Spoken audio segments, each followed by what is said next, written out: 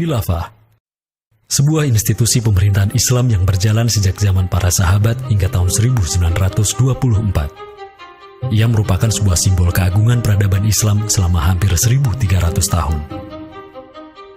Setelah hampir seabad pasca keruntuhannya, kini ia kembali mencuat sebagai isu yang begitu hangat di tengah masyarakat. Belahan dunia timur dan barat membicarakannya, tak terkecuali di Indonesia.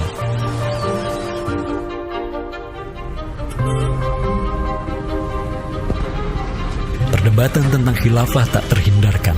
Apakah ia pantas diterima atau tidak di zaman modern saat ini? Kita tahu khilafah atau kehilafahan Islam itu di Nusantara bukan hal yang baru. Ya, sudah ada hubungan relasi antara kesultanan-kesultanan dan kerajaan Islam Nusantara dengan kehilafahan di Turki Utsmani atau wilayah Arab secara keseluruhan itu sejak abad ke-7.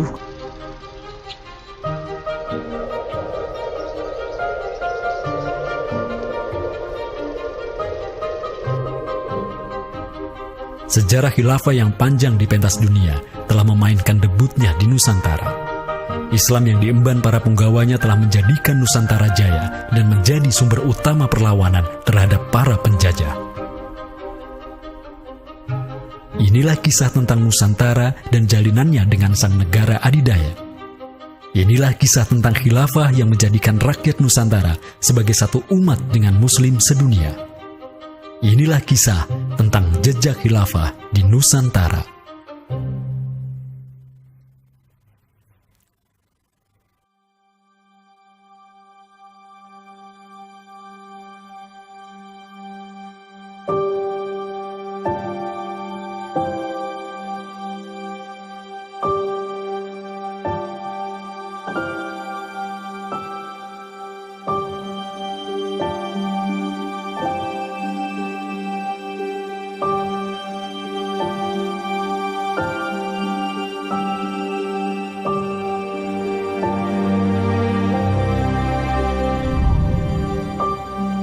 Senin, 12 Rabiul Awal tahun 11 Hijriah, bertepatan dengan tahun 632 Masehi.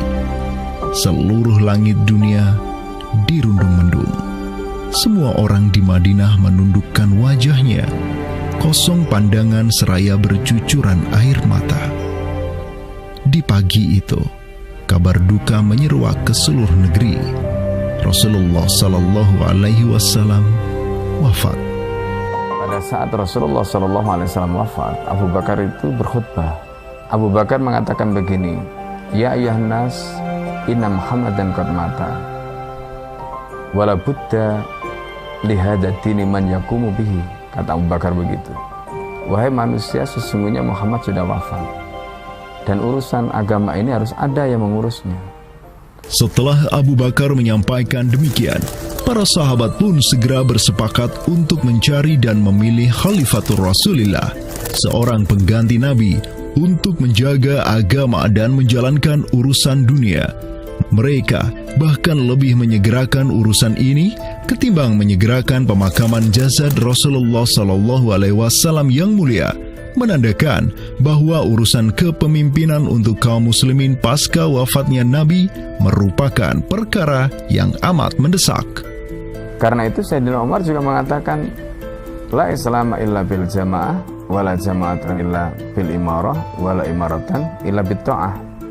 Umar juga memahami sebagaimana yang dipahami oleh Abu Bakar. Islam ini tidak akan kuat kecuali dengan adanya jamaah, dengan adanya persatuan. Dan tidak mungkin umat ini bisa bersatu kecuali dengan adanya imarah, adanya khilafah, adanya kepemimpinan. Dan tidak mungkin adanya imarah kecuali dengan adanya ketaatan. Jadi para sahabat itu paham itu. Kemudian para sahabat itu juga menjalankan apa yang diperintahkan Nabi dalam hadis yang lain. Apa kata Rasulullah? Alaikum bisunnati. Kalian harus pegang teguh sunnahku. Wa sunnatil khulafa'ir rasyidin al-mahdiyina min ba'di. Dan sunnah para khalifah Rasyidin al-Mahdi min ba'di mendapatkan petunjuk setelahku. Kemudian Nabi mengatakan, Addu alaiha bin nawajidi. Kalian harus gigit sunnah itu dengan menggunakan gigi geram dan jangan dilepaskan. sunnah yang ditinggalkan oleh para khulafaur rasyidin itu apa? Pertanyaannya begitu. Jawabannya tidak lain adalah khilafah itu, sistem khilafah itu. Maka di Saqifah Bani Sa'idah bersepakatlah kaum muslimin untuk memilih Abu Bakar sebagai khalifah pertama untuk mengatur negara mereka yang disebut sebagai khilafah Islamiyah. Negara khilafah di bawah kepemimpinan Abu Bakar dan khalifah-khalifah setelahnya, Umar bin Khattab, Utsman bin Affan, dan Ali bin Abi Thalib cepat sekali berkembang. Mereka memperluas wilayah khilafah hingga mendobrak dua negara adidaya saat itu, Kekaisaran Persia dan Imperium Romawi. Semua aktivitas ekspansi tersebut merupakan realisasi kebijakan politik luar negeri khilafah Islamiyah, dakwah, dan jihad. Sementara di Timur Tengah sedang terjadi revolusi tauhid yang luar biasa dengan munculnya negara adidaya baru yang bernama Khilafah Islamiyah. Jauh di sebelah timur, terbentang sehamparan kepulauan yang teramat luas wilayahnya.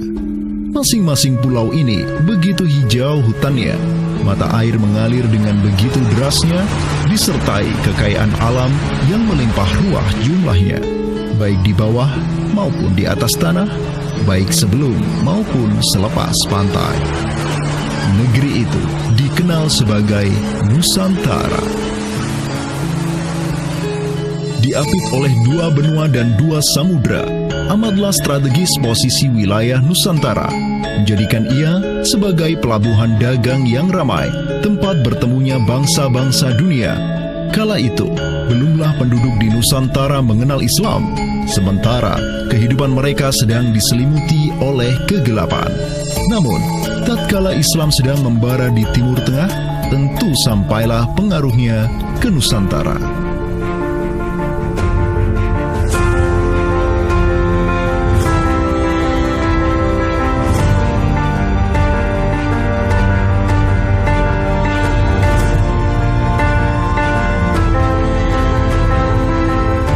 Saya ingin mengutip apa yang pernah dinyatakan oleh Buya Hamka ya di dalam buku beliau dari Perbendaharaan Lama, termasuk juga buku beliau yang judulnya Sejarah Umat Islam, yang beliau menyatakan bahwa sesungguhnya teori yang kita tahu bahwa Islam masuk ke Nusantara itu berasal dari Gujarat pada abad ke-12 sampai 15 Masehi, itu sebetulnya tidaklah tepat sepenuhnya. Karena apa? Karena Buya Hamka memiliki pandangan ataupun penjelasan terkait dengan kapan sesungguhnya Islam masuk ke Nusantara, ke Indonesia. Beliau menyatakan bahwa Islam masuk ke Nusantara itu jauh sebelum teori Gujarat.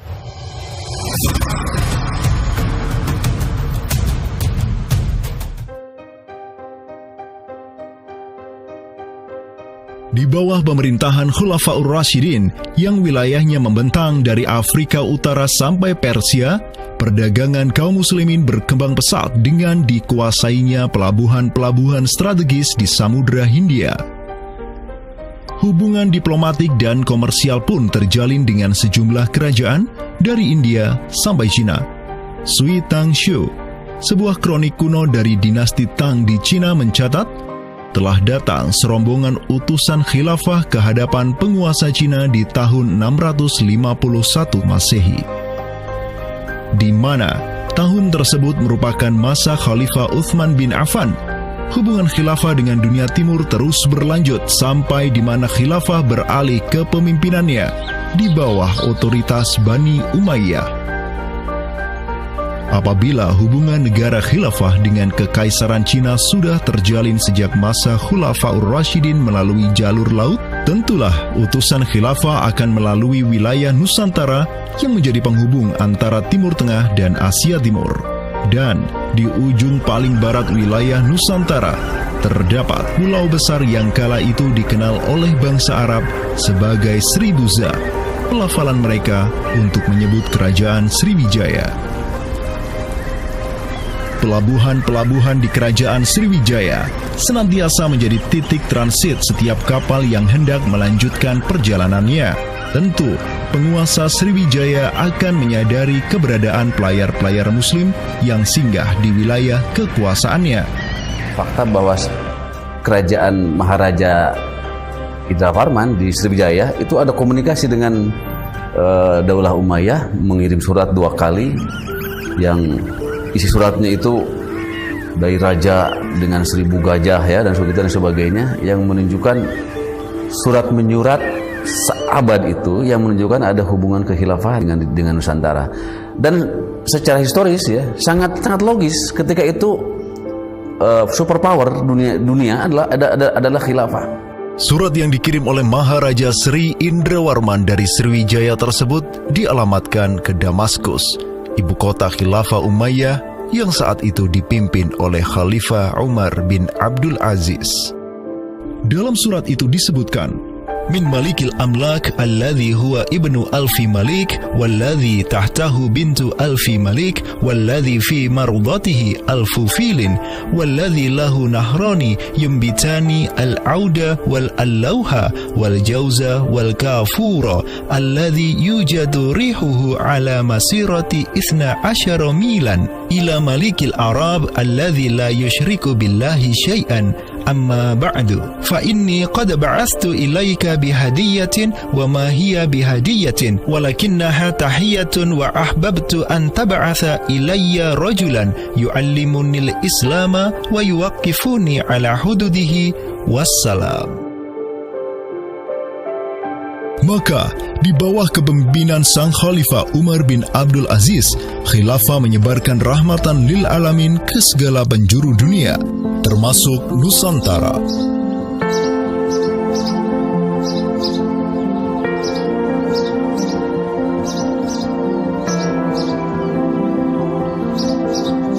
Seperti sekarang Amerika atau Eropa kan ada hubungan dengan semua negara karena dominasi politik, ekonomi mereka, budayaan dan sebagainya. Saat itu penguasa dunia atau superpower adalah dunia Islam, institusi politiknya khilafah, maka sangat logis kalau ada relasi dengan berbagai semua negara.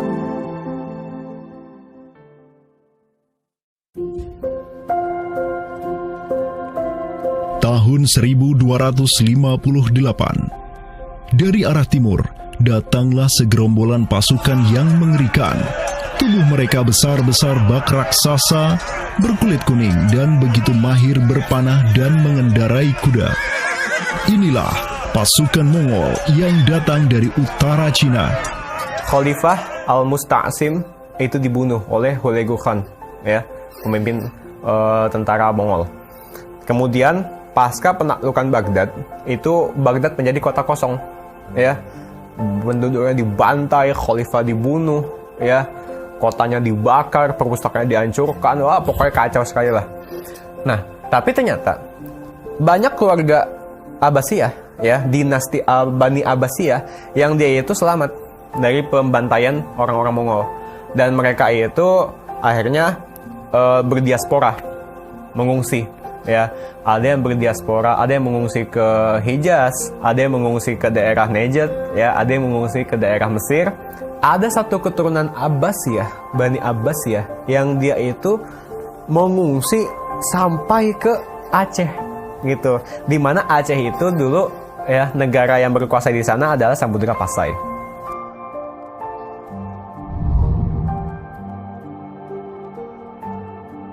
Terdapat 3 orang Bani Abbasiyah yang diketahui dimakamkan di Aceh, yakni yang pertama Sodrul Akabir Abdullah bin Muhammad Al-Abbasi, keturunan Khalifah Al-Mustaunsir Billah. Kedua, istrinya Siti Rahiman binti Malikul Mu'azzam, dan ketiga, anaknya Sodrul Akabir Yusuf bin Abdullah Al-Abbasi. Mereka bertiga dimakamkan di kompleks yang sama. Yang paling monumental, yang paling besar di sini kita lihat adalah seorang tokoh yang memiliki predikat As-Sadr Al-Kabir.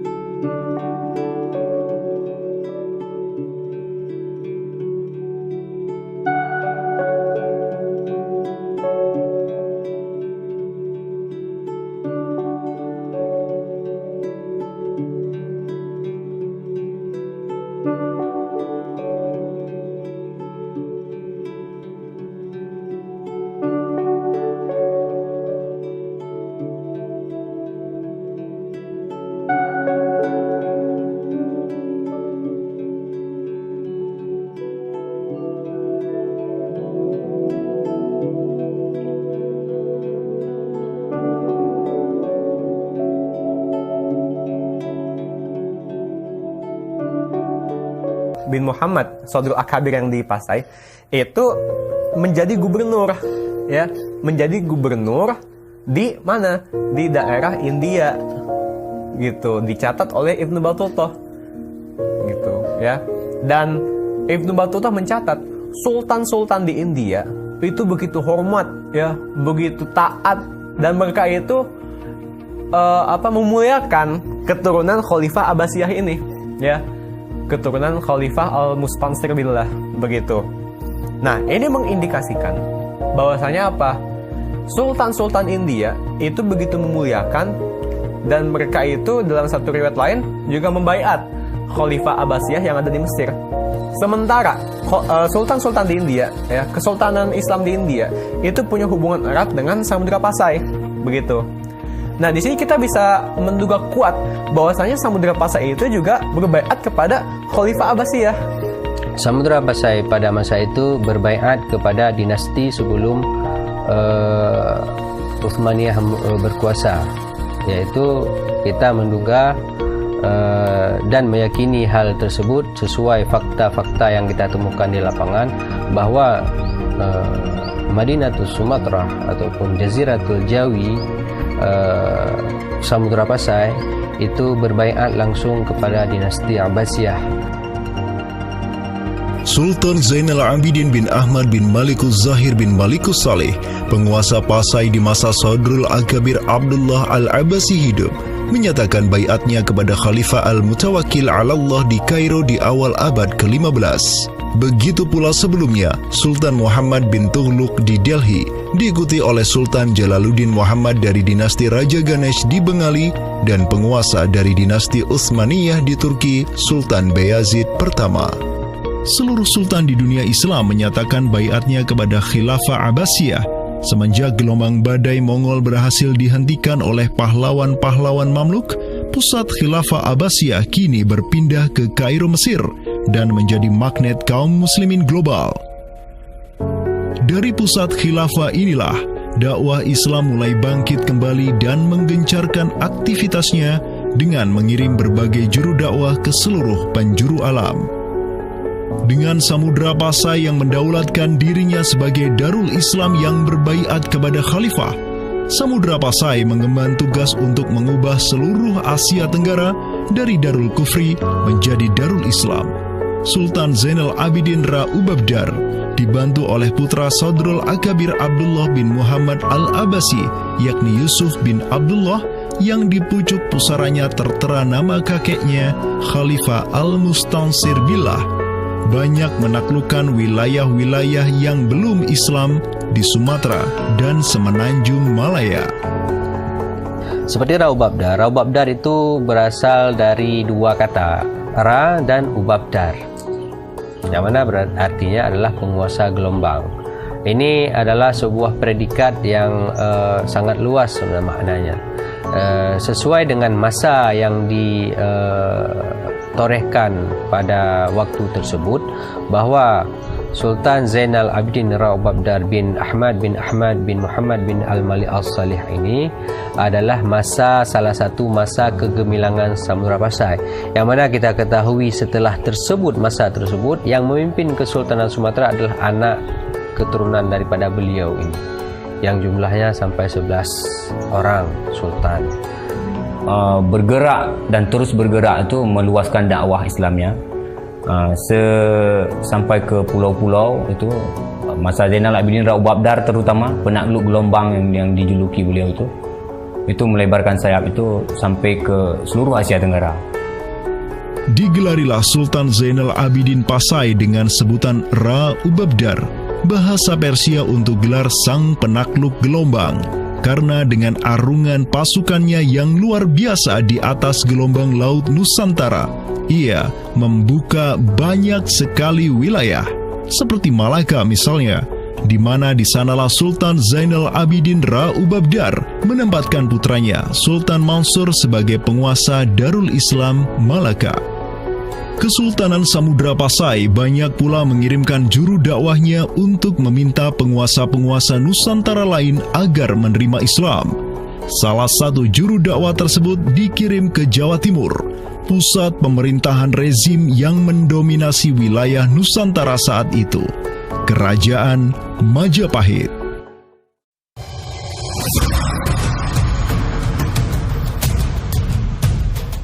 Gresik, Jawa Timur. Di kota yang hanya berjarak 60 km dari Trowulan, ibu kota Kerajaan Majapahit, terbaring jasad mulia di atas pusara marmer yang begitu indah. Inilah kubur seseorang yang menginisiasi tegaknya Islam di tanah Jawa, Maulana Malik Ibrahim, yang kemudian dikenal sebagai Sunan Gresik. Malik Ibrahim adalah seorang yang berkedudukan tinggi di lingkaran kuasa Samudra Pasai, terlihat dari gelarnya yang bertajuk Umdatus Salatin wal Wuzara, pondasi para sultan dan wazir, di mana gelar tersebut adalah gelar untuk wakil Sultan Samudra Pasai sebagaimana yang dicatat oleh Ibnu Batutah.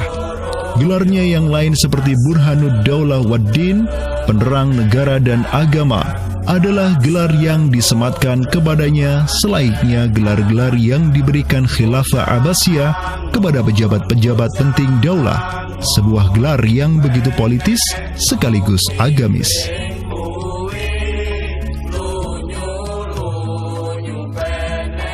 Maulana Malik Ibrahim dikirim oleh Pasai untuk mendakwahkan Islam kepada rakyat dan para penguasa Majapahit. Banyak orang-orang dari kesultanan ini, Kesultanan Samudra Pasai, yang itu berbaiat langsung ke khalifah, itu mengirim orang-orang atau orang-orang Pasai itu banyak bermigrasi ke daerah-daerah lain di Nusantara. Misalkan ya, kalau kita perhatikan makam tertua, ya salah satu makam tertua di Jawa yang sekarang terletak di Gresik, siapa orangnya? Ya, pemilik makam ini itu adalah Maulana Malik Ibrahim. Maulana Malik Ibrahim, ya, kalau kita perhatikan makamnya yang di Gresik itu sama persis gayanya dengan apa? Dengan makam-makam yang ada di Pasai, begitu. Nah, ini merupakan bukti bahwasanya Sunan Gresik itu pernah ada di Pasai, ya, dan dia itu ya tahu sendirilah, ya, bahwasanya Maulana Malik Ibrahim yang kemudian dikenal juga sebagai Sunan Gresik itu merupakan salah satu dari Wali Songo. Bersama kakek, paman, keponakan, cucu cicit dan murid-murid pilihannya yang kemudian disebut Wali Songo, Maulana Malik Ibrahim berdakwah di Jawa dan menyebarkan Islam di kalangan penduduknya. Mereka mendapat sokongan penuh dari negara yang berkuasa di Samudra Pasai, kesultanan yang berbaiat kepada Khilafah Abbasiyah.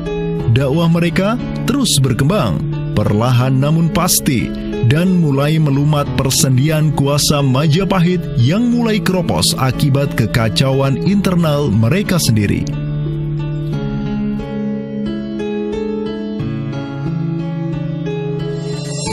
Para Wali Songo juga dihormati karena sebagian besar dari mereka menyandang status sebagai keturunan Nabi melalui jalur Husain bin Abi Thalib yang terus turun-temurun kepada Muhammad Sahib Marbal, turun lagi ke Alawi sampai ke Imam Jamaluddin Al-Husaini yang dikenal juga sebagai Syekh Maulana Jumadil Kubra, yang dari dialah para Wali Songo lahir sebagai anak-anaknya.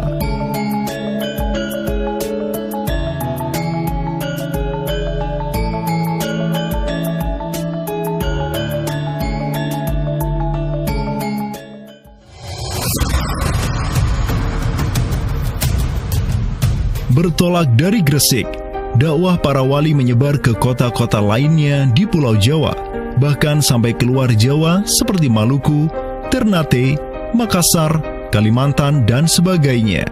Selain kalangan rakyat, banyak pula pejabat-pejabat Majapahit yang tercerahkan dengan Islam dan sukarela mengucap syahadatain, seperti para adipati Majapahit di Palembang, Cirebon, Semarang, Pekalongan, Jipang, sampai Mataram.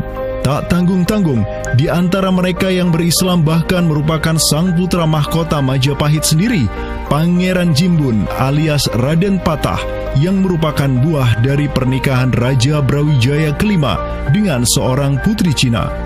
Ketika dewasa, Raden Patah belajar kepada Sunan Giri di Surabaya, kemudian diangkat menjadi Adipati Demak oleh ayahnya. Kemudian di tahun 1478, Brawijaya kelima digulingkan oleh pesaingnya dari Kediri, Girindra Wardana.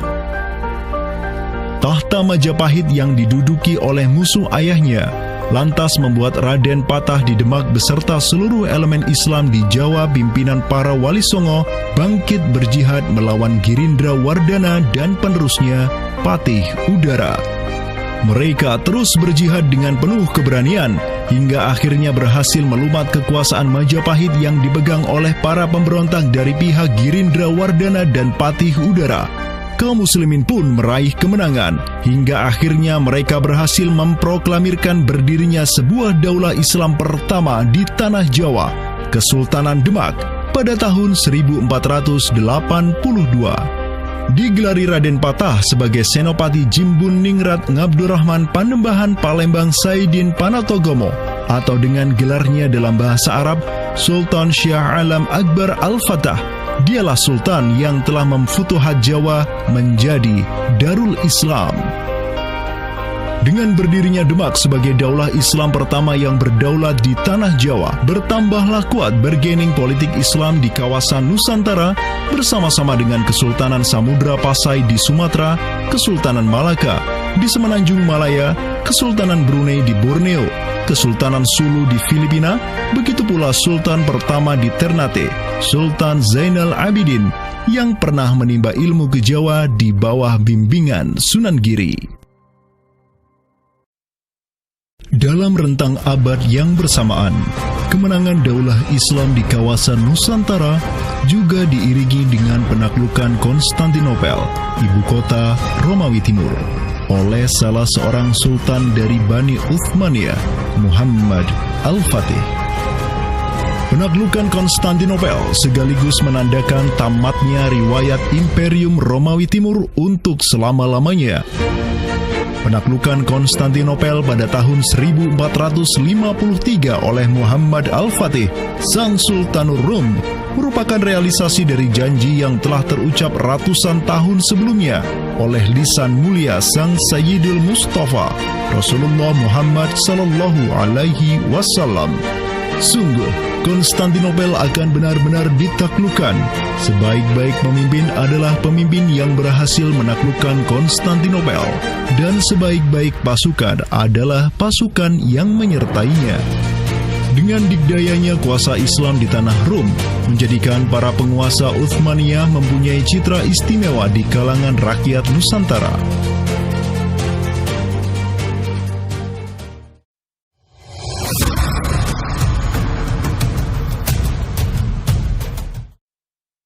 Namun demikian, dikala penaklukan demi penaklukan sedang digencarkan oleh tentara Islam mulai dari Rum sampai ke Nusantara, penaklukan yang sama juga digencarkan oleh tentara Kristen di ujung paling barat dunia Islam, Andalusia.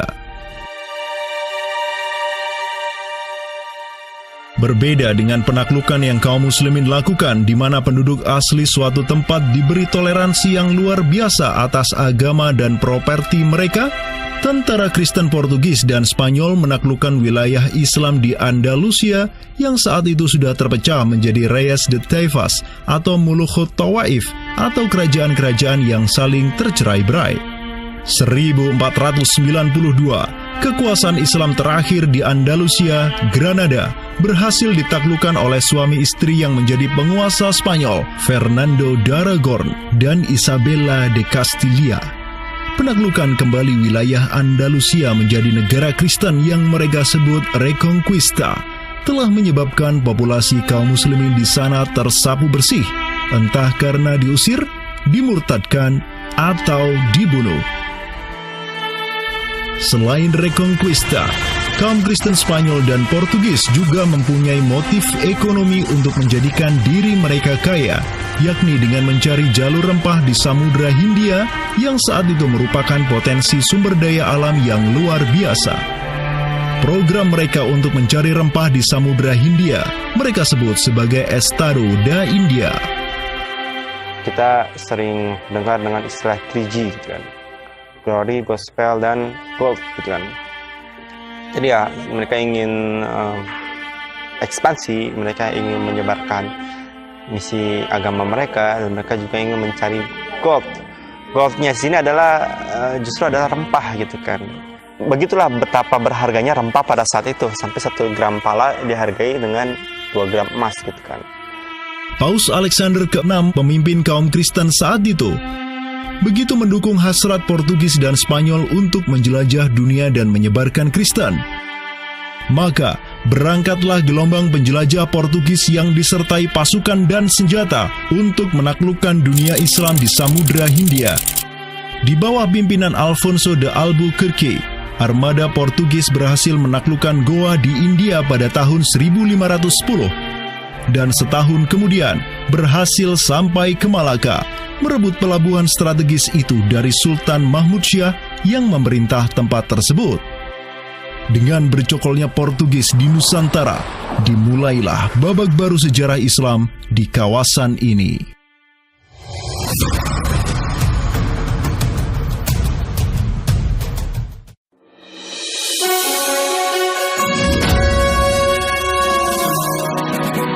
Sementara di Nusantara tengah berlangsung gejolak dengan hadirnya Portugis yang berpusat di Malaka. Cucu dari Sultan Muhammad Al-Fatih dari Bani Uthmaniyah, yakni Sultan Selim pertama, berhasil meluaskan pengaruh dan kekuasaannya di dunia Arab. Pada tahun 1517, beliau berhasil merebut Suriah, Mesir, dan Hijaz dari kepenguasaan kaum Mamluk. Khalifah Al-Mutawakkil 'alallah ketiga dari Bani Abbasiyah beserta Syarif di Makkah kini menyerahkan kepemimpinan umat Islam sedunia dan pelayanan 2 kota suci kepada Sultan Salim pertama, penguasa Utsmaniyah yang bukanlah mereka berdarah Arab. Perlu dicatat bahwa penjelasan tentang Al-A'immatu fi Quraisyin itu, kalau kita merujuk kepada kitab Ar-Rawdah, Rawdatul Talibin wa Umdatul Muftiin, memang ada hal yang menarik di sini. Di satu sisi ada mengatakan bahwa syarat khalifah itu harus Quraisy. Tetapi Imam Nawawi sepakat ketika katakanlah dari Quraisy tidak ada, terus diambilkan dari mana? Maka kemudian disebutkan di situ ya di luar Quraisy, bisa dari bani ini, itu yang disebutkan di dalam kitab Ar-Rawdah. Karena itu sebenarnya syarat Al-A'immah fi Quraisyin itu bukan syarat yang wajib, tetapi difahami di sini berdasarkan penjelasan yang diantaranya disebutkan dalam kitab Ar-Rawdah tadi, itu adalah merupakan syurut afdaliyah. Maka semenjak tahun 1517, kepemimpinan khilafah beralih ke Bani Uthmaniyah. Selim pertama dan anak keturunannya kini didapuk sebagai Khalifatul Muslimin, Amirul Mukminin, Khadimul Haramain, Al-Ghazi fil Barraini wal Bahraini, Zilullah fil Alam, Padisyah wa Khilafat Penah. Wilayah Khilafah Uthmaniyah terus merangsek Eropa, dan merekalah yang menguasai Laut Mediterania dan juga Laut Merah. Adapun Portugis yang bercokol di Samudra Hindia mulai ketakutan karenanya. Karena dengan munculnya Khilafah Uthmaniyah sebagai negara Islam yang adidaya, solidaritas Muslim sedunia akan bangkit kembali karena memiliki perisai kuat di sisinya. Ini erat kaitannya dengan hubungan dengan negeri kita, karena keimanan yang kemudian merekatkan ya dengan semangat akidah Islamiyah, semangat ukhuwah Islamiyah, menjadikan umat Muslim yang ada di Timur Tengah dengan umat Muslim yang ada di Nusantara Indonesia itu terjalin hubungan yang sangat erat. Karena kita tahu bahwa ada ayat Allah Subhanahu wa ta'ala yang menyatakan innamal mu'minuna ikhwah. Sesungguhnya orang-orang beriman itu adalah saudara. Ketika ada saudara mukmin yang terzalimi, maka saudara mukmin yang lain itu punya kewajiban untuk membela. Demikian pula ketika muslimin Nusantara itu terzalimi dengan adanya penjajahan, dengan adanya imperialisme yang dilangsungkan oleh orang-orang kafir penjajah, baik itu oleh Portugis, Spanyol, Inggris, Prancis ataupun Belanda ya. Maka kemudian Muslim yang ada di Timur Tengah yang pada waktu itu masih memiliki kepemimpinan yang tunggal untuk seluruh dunia, yaitu khalifah, itu juga turut ya memperhatikan, turut mendukung, turut memperjuangkan pembebasan ataupun kemerdekaan bagi bangsa Muslim Nusantara. Kenapa? Ini semangat jihad di antara kaum muslim yang dihubungkan dengan semangat keimanan atau akidah Islamiyah tadi. Karena apa, yang namanya mukmin itu adalah kal jasadil wahid, ya, satu tubuh. Ketika bagian tubuh yang lain itu teraniaya, maka tubuh yang lain pun punya kewajiban untuk membelanya ataupun juga ikut merasakan penderitaan yang dialami oleh bagian tubuh kaum muslim yang lain.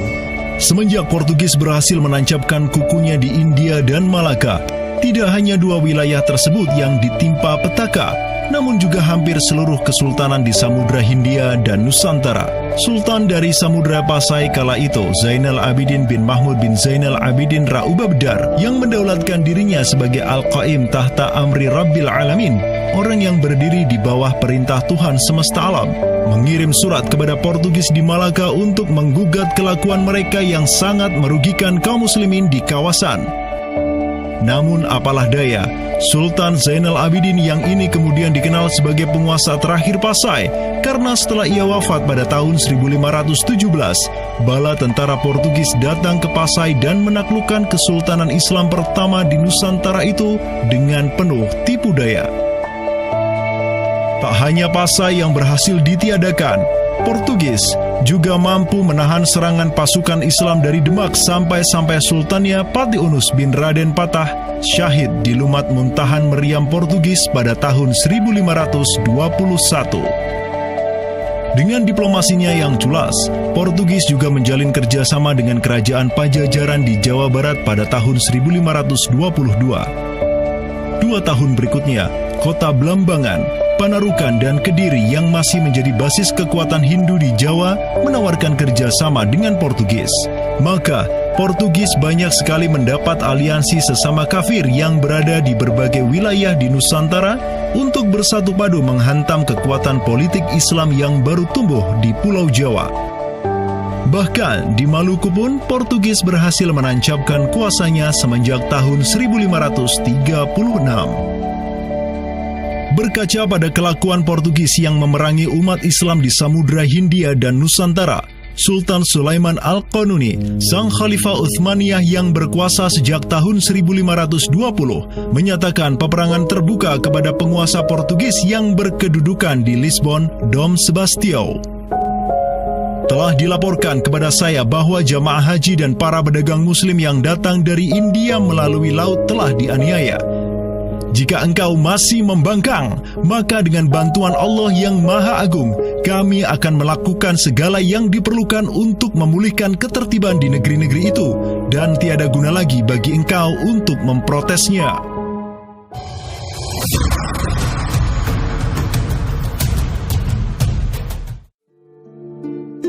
Penjaga kedaulatan Islam di Sumatera yang harum selama ratusan tahun, Samudra Pasai, kini sudah sirna di bawah kungkungan Portugis. Namun, harapan kemenangan itu masih ada.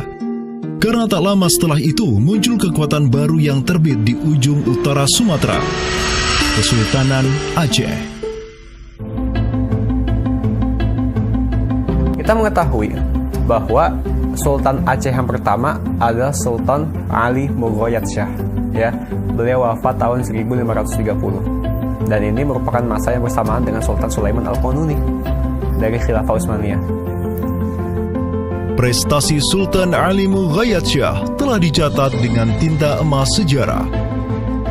Kegemilangan Sultan Aceh pertama itulah yang direkam oleh salah seorang ulama besar dunia Islam, Syekh Ahmad Zainuddin Asy-Syafi'i Al-Malibari, yang merupakan murid dari ulama tersohor Ibnu Hajar Al-Haytami. Dalam kitabnya Tuhfatul Mujahidin fi Ba'di Akhbaril Burtukaliyin, Syekh Zainuddin Asy-Syafi'i menulis, dan mereka, orang-orang Portugis, semoga Allah mengalahkan mereka, mendatangkan berbagai barang dari negeri-negeri yang jauh. Mereka menjadi ramai dan bertambah banyak di kawasan. Para penguasa berbagai pelabuhan menuruti kehendak mereka sehingga mereka sepenuhnya menguasai pelabuhan-pelabuhan tersebut. Pelayaran hanya dapat dilakukan dengan jaminan keamanan dari mereka. Perdagangan dan kapal-kapal mereka bertambah banyak, dan sebaliknya, perdagangan muslimin di luar kapal-kapal dan benteng-benteng yang mereka bangun makin merosot. Tiada seorang pun yang dapat merebut kota-kota pelabuhan itu selain Sultan yang mujahid.